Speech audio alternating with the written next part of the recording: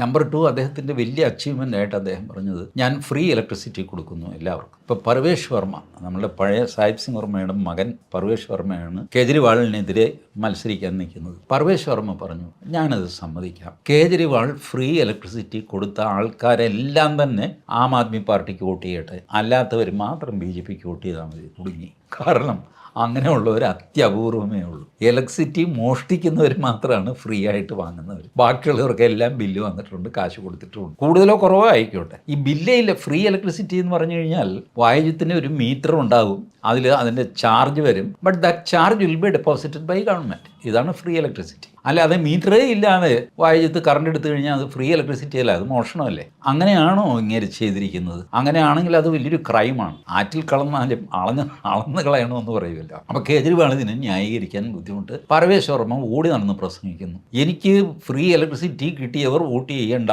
Free കിട്ടാത്തവർ vote ചെയ്താൽ മതി. ഇത് വലിയൊരു തലവേദനയായിട്ട് മാറി.